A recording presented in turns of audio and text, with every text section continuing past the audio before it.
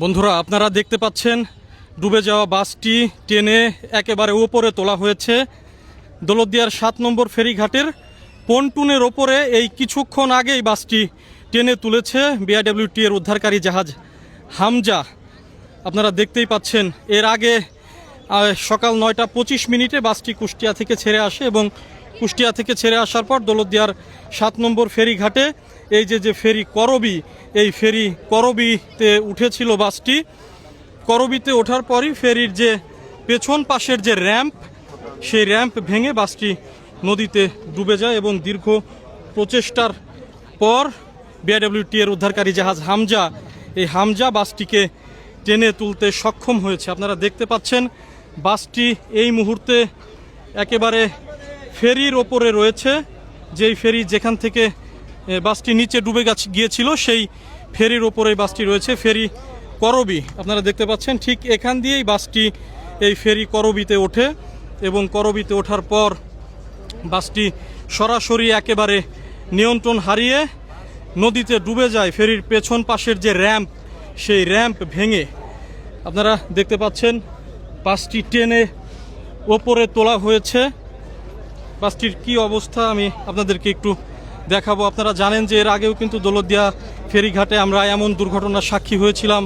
একটি বাস ডুবে গিয়েছিল এবং ২৬ জন যাত্রীর প্রাণহানির ঘটনা কিন্তু ঘটেছিল। তো আজকেও সে একই ঘটনার পুনরাবৃত্তি এই দৌলতদিয়া ফেরিঘাটে ঘটল। আপনারা দেখতেই পাচ্ছেন এখানে বাসটির যে কি অবস্থা, সেই অবস্থাটি আমি আপনাদেরকে একটু দেখাবো।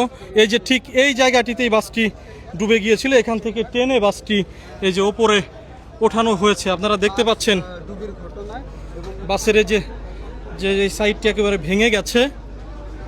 বাসের এই যে মালামাল, যাত্রীরা যারা ছিলেন সেই যাত্রীদের মালামালগুলো টেনে নামানো হয়েছে। বাসের মধ্যেই মালামাল ছিল, তবে বাসে কোনো যাত্রী কিন্তু ছিল না বলে আমরা জানিয়েছি। এই যে হচ্ছে বাসটির ভেতরের যে দৃশ্য, এই দৃশ্যটি আপনাদেরকে আমি একটু দেখালাম। এই যে ঠিক এই জায়গাটি, এখান থেকেই বাসটি টেনে ওপরে তোলা হয়েছিল।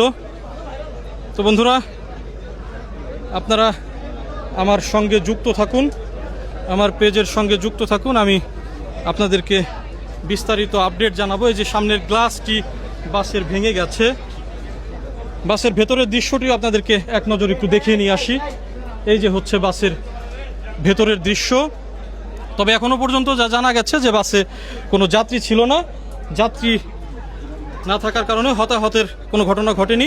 তো আপনারা যুক্ত থাকুন পেজের সঙ্গে, আমি পরবর্তীতে আপনাদের আপডেট জানিয়ে দিতে পারবো।